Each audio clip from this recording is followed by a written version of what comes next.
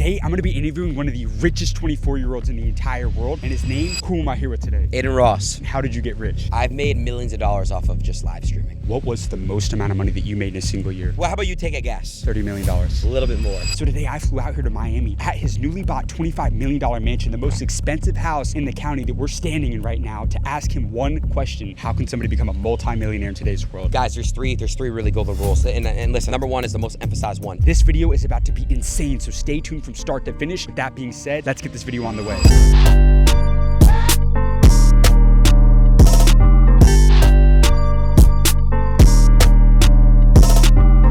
So we're gonna be linking up with Adin Ross very shortly, but before we do that, I'm about to head into the area where the wealthiest people in Miami hang out, the design district. And I'm gonna be cold approaching multi-millionaires and billionaires out there to figure out how they built their wealth and how you can do the exact same thing.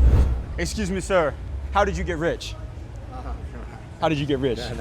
Real quick, I have the biggest business media channel in the world with 15 million followers. I've interviewed Tom Cruise, Mark Cuban. Could I get 1 minute with you real quick? It's for the younger generation. I'll show you the channel right here, real quick. Right here. So, what industry did you decide to pursue a career? Movies? With Tom Cruise. That's great. So how did you get rich? What industry were you in? I was in real estate and banking. In banking, so the finance side of real estate. Yeah, but I got out of banking a long time ago. Why is that? Just because the environment changed so much. So mostly real estate. Development, brokering? Development. Here in Miami or where? No, in Midwest. In the Midwest, why? Because I was born there, and I used to come down here to Florida whenever the weather would get too cold up there. Are you still building right now? No. Why I'm not? Retired. You made I'm your done. money? You made your money? I'm done. Actually, I've monetized everything. I'm out. In 1 year, what was the biggest year you had? Middle 8 figures. So 50 mil. You know, middle could be anywhere from somewhere to somewhere. What's the best financial advice you ever got throughout your career? When you make a sale, wrap it up. Don't talk past the sale. Why is that so important? Well, think about it. If, let's say, a guy comes in and wants to buy shoes from you, and he has his mind set on a pair of shoes, and you see him and he wants to spend money with you, right? But yet you then show him 5 other pairs of shoes, and then he gets so confused he just walks out. That's doesn't such a good buy idea. any. Nobody talks about that. When you make a sale, wrap it up. Real quick. I need like 2 or 3 more with you. Give me your best negotiation advice. Don't negotiate against yourself. What do you mean? Meaning that let the guy tell you what he wants to do rather than God gave you 2 ears and 1 mouth for a reason. You need to listen. Twice as much listening as you do talking. What was the lowest point in your career as an entrepreneur? I would say I was 21 years old and I had moved to California. I had saved up all my money during high school and college. I'd saved some money up. And I graduated from college and I moved out to California to pursue a career in residential real estate finance. And it was commissions only. And I would say after about 3 months, I ran out of money living in California. You went broke. I did, and I came home on a red eye that my dad bought me a ticket back to Miami. Came into the house that morning and he looked at me and he handed me what was the equivalent of like $1,000 back then and said, get back out there. There's nothing for you here, get your ass back out there. Were you ever afraid of competition? Never. Why not? Because that's just the way our system works. Our system works on that basis. I was an athlete as a kid, so I always competed and I was never afraid of somebody. Were you a good salesman? I hated sales, but I had to do it, so I guess so. Give me one more nugget about sales that's not taught in school. I would say there's 2 things. It's statistical. So the more people you see, the more chances you will have at making a sale. And I have a very close friend of mine who's in insurance sales. See the guy, ask him to buy. Oh, that's Gabe. Come on. I appreciate you, man. Right, that was some What's beautiful your name? advice. James Dumoulin, sir. James, Yeah. nice to And meet last nugget for the younger generation. One more message for them. Last nugget. I know you got to get out of here. Give me one more lesson for the younger generation. If you're young and you start making money, keep your hands out of your pockets. That's the only other thing. Wow. Hey, sir, you got amazing advice. Thank you for your time. I appreciate you, man. Hey, my guy just dropped so much game right there. My man made $50 million in a single year. And what do you say? We see the guy, ask him to buy, man. A close about doesn't get fed. Great interview out here in Miami, man. Let's keep this one rolling. Come on. Excuse me, sir. I don't want to talk to you, but I saw your YouTube. They're great. I manage $1.2 billion, but I'm a family office stuff. So the bottom line is great job with everything you're doing. Did you know I was going to come up to you? Or what? No. I never seen you before except on YouTube. But they saw you on the Brunello Cucinelli store. Yeah. And basically they made a good comment and stuff like that, and that's it. So real quick, what is the hardest part about managing other people's money? It's difficult. You have to do a good job and stuff like that. And basically you have to, I'm from Lugano, Switzerland, so I speak Italian. You have to use a different type of technique techniques like in the last 2 months where obviously the market was down 20% and they have to obviously try to offset the instability of the market. Up to December 2024 was incredible. Did you come from a lot of money? No, I didn't come. No, actually, I came with money, but not a lot of money. How much did you come here with? Few $1 million. So I didn't start from scratch, absolutely. How did you work up to $1 billion in under? Basically, we attract a lot of high net worth people. They are very successful in what they do. They trust us because how do you attract the rich people though? Like, how do you get their trust? We know a lot of people. How though? How do you build those relationships? Because when you're born and you go to private schools and stuff, like you're born in a certain circle, you know these people automatically. So you got to become friends with rich people. No, you're already friends because you go to the same school. But let's talk to somebody who doesn't come from a rich family. Determination, focus, determination, and stuff like that. What's the best advice you ever got throughout your career? Never give up. When I negotiate, people tells me that I destroy people because I usually suck oxygen from the room and the people gasping for air and stuff like that. You have to use a lot of time and lengthy type of techniques to negotiate to your best and stuff like that. Now you're managing people's money. Where are you putting that money? Right now, gold is doing very well. You like gold? Yeah, until it lasts. Right now it's like $3,500, $3,400. So let's say in the next 6 months, what's the best industry you should be looking to get into? Hedge funds, indexes, and try to protect your investment. Right now, because I follow Warren Buffett, I think he's a genius, I have lots of money in cash that is not making money except for the 3-4% that are making like a money market and so stuff like that. you have a lot of money in cash right now? Lots of money Why? in cash. Because basically the uncertainty of the time and stuff like that. Warren Buffett liquidated about $396 billion right now in cash. And there is a reason. Because he knew back 6 months ago the recession was coming, and because of that he protected himself with that. Now it's time, I would think, in 2 or 3 months to buy and buy at a better price. Buy what? What are you going to buy? Anything. Like I like very much the stocks that Warren Buffett likes. What industry are the stocks in? Like let's say me right now. Let's say I've got some cash put to the side. Where would I put that money to make that work? Depends upon the amount of money. Okay, like I have 100K. 100K, I would say a mutual fund. Fund? Yeah, mutual you like fund. real estate? We like also real estate what a lot. What type of real estate? Multifamily or what? No, single family. I live in Coral Gables, and basically we have done incredibly well buying there, holding, and now the price is like... So you think very long term when you make an investment. You don't look to make quick money at all. The way you invest money in the stock market, you can be also a day trader, okay? Right. But I'm talking about in the way you do real estate. We have property in Europe that like from 1960, and we still own them because we pay like $3,000-$4,000 at the time, and now they're worth thousands of dollars, not millions. So the return of investment is stellar, is incredible. Let me ask you this. You're managing money for a lot of very wealthy people, for billionaires. What do billionaires do differently from everybody else? She always criticizes me because she says I go around looking like a slob. My wife, to make fun of me. She said, why with all the nice clothes that you have, you go around looking like a slob? Because I can. So that's exactly what the guy from Shark Tank was saying. Exactly. And it basically is something that you're sure about yourself. You don't have to basically wear, for example, I have 40 watches in my collection, and I'm wearing a watch from a friend of mine who's a micro brand that is very cheap compared to all the watches that I have in a safe deposit box. I don't wear Rolexes anymore because right now Rolexes are used by a lot of people. It was not exclusive like in 1907, and that's it. My wife said, why do you have all these nice clothes in the closet if you don't wear them? And that's it. You're not trying to impress anybody else. No. Because when you have good connection, you don't impress. And I go like this everywhere I want to. That's what's ridiculous about the situation. You got amazing advice, sir. Listen, thank you very much. It was a pleasure. Congratulations on everything. Thank you, sir. Have a great day. Guys, this Miami video just got off to a crazy start, and we're going to be linking up with Aiden Ross very soon. But I got to make one thing very clear. You want to know one thing that I've learned from interviewing billionaires? It's that the most successful people, the richest people, are crystal clear communicators. Understand that if you can't communicate clearly, you will never close a big deal. Whether you're pitching investors or closing 8-figure deal, words matter. That's why I use Grammarly Pro. I'm constantly sending emails, pitching guests, pitching these multi-millionaire, multi-billionaire, these celebrities, and having to plan these shoots. And Grammarly helps me sound sharp, fast, and confident every single time. There's no more overthinking every sentence, no more rewrites that take hours. And Grammarly works exactly where I work in Gmail, Slack, Notion, and more. Unlike other tools, there's no copy and paste. It's just seamless. And it writes in my voice, it understands my goals, and it adapts based on who I'm talking to, whether it's a CEO or just a cold pitch. And the Pro version is a game changer, you guys. You can instantly adjust the tone and clarity in the sidebar. You can set goals to match your style and context. And you can rewrite anything in just one click or tweak the AI prompts to make it yours. So waste no more time and level up your productivity right now with Grammarly Pro. All you have to do is go down and click the link in the description or use my link, Grammarly.com/hardknocks06. With that being said, let's go get this next interview. All right, you guys, the time time has now come. We are at Aiden Ross's mansion out here. Guys, I want you to understand, this is the most expensive house in this entire county, and he bought it for over $25 million. So I'm gonna be linking up with him to figure out how you can become Aiden Ross rich in today's world and what he did to become so successful. Let's go meet up with him right now, you guys. Come on. All right, you guys, I want you to see this right now. This entire thing is his house. You could put 10 houses right here, you guys. I don't even know how many acres of land this man owns, but it's safe to say he lives on an absolute compound out here, you guys. Come on. Is this crazy or what? Oh yeah. Excuse me, sir. Is this your house? Still learning how to use it. My man.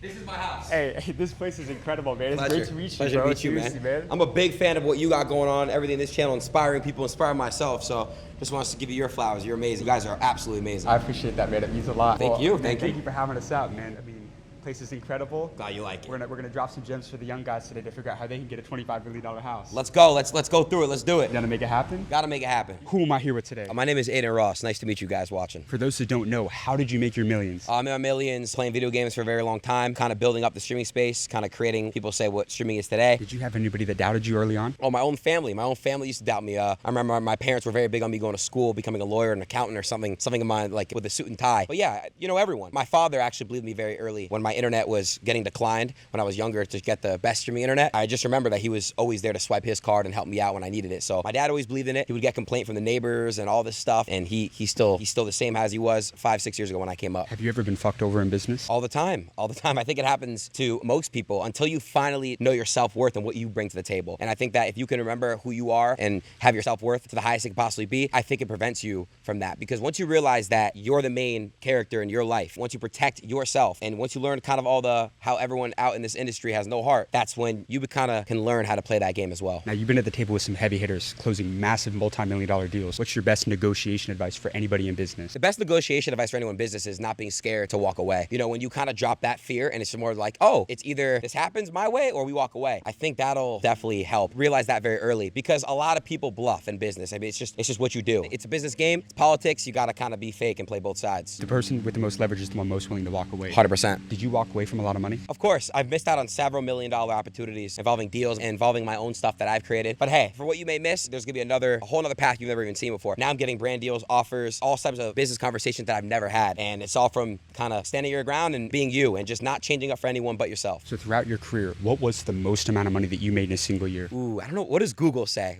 I think there was this point where everyone was throwing around these big numbers, streaming deals, that what I've known, which is worth more, is taking equity. So I've actually, my best year, I'll say it's, well, how about you take a guess? $30 million. You're right around there. That's a good estimate. $30 million. That was pretty good, actually. Was it actually? That's right around there. Would you say it's a little bit more or a little bit less? A little bit more. A little bit more? A little bit more. But you're close. That's incredible, man. How does that feel? How old are you? 24. You're 24 years old making $30 million in a year. I mean, there's no words for it except God is amazing. I'm nobody without the people that watch me on a daily basis. They are not only my followers, they're my family members. I could speak about anything, and that's what also it comes in what I do. Building a very loyal fan base that loves and rides for me no matter what. And they're the reason why I can make 30 M's plus a year. Thank you guys. That's a beautiful answer. One of my favorite business sayings of all time is where attention goes, revenue flows. 100%. And you did that better than just about anybody else. How did you build raving fans? You know, I interviewed Ryan Serhant, one of the biggest real estate brokers in the entire world out of New York City. He's selling $4 billion a year. And he said, he used to think the skill set used to be your ability to sell and all that, but it's not. It's the person who gets attention. 100%. What did you do differently from 99% of other people to be able to make $30 million in a single year? I think not fearing. That's another thing too. People are very, very hesitant and they fear. What's the point of being fear? The reason why I bought this house right here, everyone's seeing, I bought this house because life's about pulling the trigger. Life's about having no fear, and if there's consequences, you deal with them after. You gotta pull the trigger or else somebody's gonna pull it. So that's what separates 1% to the 99%. Closed mouth doesn't get fed is what. That's it. Pull the trigger in life. Go buy, go do this that you're hesitant. Oh, should I do this? Just do it. If there's consequences, if it was wrong, you learn. You gotta learn things in this world. You know, nothing's gonna kind of be taught to you. You gotta go out and experience it. Now, if I'm not mistaken, this is like the most expensive house. How much did you buy this house for? $25.5, I think it says on the website. $25 million. Yeah, $25 million. This is the most expensive house in the city. Correct. You know, this is not the beginning. What I want to do, I want to buy way more around this area and kind of build a little empire in a way. I want to have my family. I want to have a bunch of cool stuff you I can was do. telling them you could put 10 houses in your front yard. There you go. All my family can move in, all this stuff. So I want to expand more. I want to build more. So let me ask you this. They say it's easy to make a lot of money. It's hard to keep a lot of money. I agree. How are you making your money work for you? I've invested heavily into the crypto market, which which is, by the way, that's another thing I'm going to talk about. But I've invested in crypto, real estate, watches. Cars are a horrible investment. Doesn't count, obviously, unless it's Porsche. But yeah, I would say stocks, real estate, crypto. My story I had with crypto is you never want to hold too long in a market, right? Like, don't get greedy. That's one thing I did learn this year. Take your profits when you're up. Don't get greedy and go for like a 10x. If you were happy with a 1.5x or a 2x, take it. Don't get greedy. The market's always going to be up and down. It's a game. You always want cash ready when the market's ready to drop. So I think not making that mistake is something I want to be heavily about. Sorry, what was the question? How can somebody get rich with the money that they have? Chasing what fear is in the market. Look what's going on in the market, right? I'm very big into crypto. Like I said, pull your profits out when you need to, but something that's very, very safe. But again, I'm not a financial advisor, but Bitcoin, it's just holding itself. I just feel like putting your money into something that is going to go up and down, have a couple drops and upwards a year. That's kind of what you want to do with your money, in my opinion. Play hard. You got to be competitive. But again, don't do what I do and take your profits. It's very important to take your profits. So I want to challenge you. What's the best advice you've gotten throughout your career? I've actually learned this very, very recently. The best piece of advice you can give to somebody is to not take advice. And what I mean is when you're growing up and you learn things as a child, and when you develop and you become who you are by growing up and experiencing whether it's trauma or good life experiences. I think when you tell someone don't do this, don't do that, majority of people that are the entrepreneur type, they wanna do what the opposite crowd's telling them to. Everyone's saying, Aiden, go to school. If I would have taken their advice, I wouldn't be where I'm at. And I'm not saying going to school is wrong. I'm just saying everybody has their own paths. Everybody knows what they're supposed to do with their own life. And that's why nobody should really give heavy advice on what somebody wants to do or how somebody else should run their life. It's your life. Take your own advice. You can learn, you can have input, but learn by your own mistakes and learn by your own successful points as well. We just interviewed Will Smith, and he was telling us that you get to a certain level, it's like not many people that you could take advice from. It's like, I wouldn't have done none of what you did, but look at what you accomplished. 100%, and that's what it's about, right? That's why I love this page. What you guys all have going on, this is amazing. Because when I'm in bed and I just see this, I just see these hungry people. It's really, really good what you guys are doing, because pages like this, when I see a TikTok, whether it's Shaq or whether I see whoever you guys have on, I saw the Ruben one. That's actually made you hit you guys up, because Ruben's a good friend of mine. But it's just super motivating seeing other people in my space, and I'm sure to the followers and as well. I mean, it's just amazing seeing people create. We're all humans. We all have fingers. We all have legs. We all have arms. We all have noses, mouths, etc. We're all the same. Everyone can kind of do anything in this world. You just have to put your mind to it. You'll be called crazy at first, but then you'll be called a genius when you accomplish it. If you lost everything tomorrow, could you make it all back? Yeah, I would. And here's how I would do it. In my space, when it comes to content creation, short form, whether it's clipping, shorts, whatever it is, I would find a way to where I can start doing IRL streaming, build my way back up, and doing a bunch of stuff and having them all ready to go in clips and stuff like that. Besides the actual streaming part of things, I would just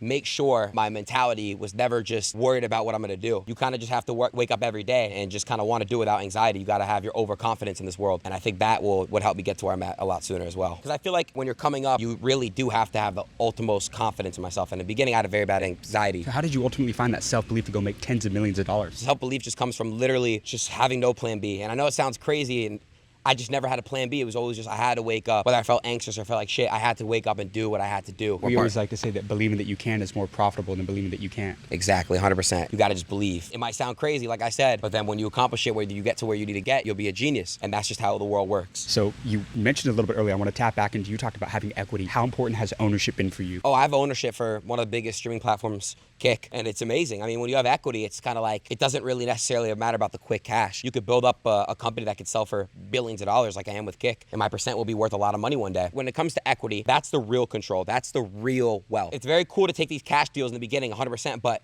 I think as you come up in business, learning equity is the strongest thing you can get out of any type of deal. Ownership is king. Ownership is king. I want to tap back in one more time about like the content creation ultimately. You were talking about like the clipping. Give me that blueprint that it takes, right? If you had to start over today and you had to blow up again to be able to build a multi-8-figure a year, business essentially from the content creation, what would that be? For the people that may not understand what clipping means exactly, our audience can be a little bit older, 30 I understand. to 50. Sure. Let's break that down to them. Make it real simple for them. So clipping is pretty much a form of content where you make a clip out of a big moment. So for example, if I were to go do a live stream swimming with sharks, so that live stream itself will probably be about 2 hours, but the clip itself could be anywhere from like 10 to 30 seconds, which will make a viral moment, which will funnel people to where you're actually live streaming off of. So pretty much clipping is just a funnel to your main live stream, if that makes sense. So a lot of people will kind of question and ask, how do streamers even make money? Like, how do you make money live streaming? How have you made tens of millions of dollars live streaming? Depending on what platform you're on, you can earn money streaming by subscriptions, which you pay to not see advertisements on certain platforms. You could donate to the streamer to donate extras like a tip, which is also very good and it adds up a lot. And then KCIP, which is Partner Income Program. I'm gonna show you how much money I make in 15 or 16 streams. I'm pulled up right now. But how Kick does, my platform, is we pay you based off the hour. So let's say you averaged 100 viewers, you can make $7-8 an hour. If you average 1,000 viewers, you can make $100-200 an hour just streaming on Kick. Let me just show you what the partner income looks like. So in the month of June, as you can see, I've done 18 streams and made $623,000. And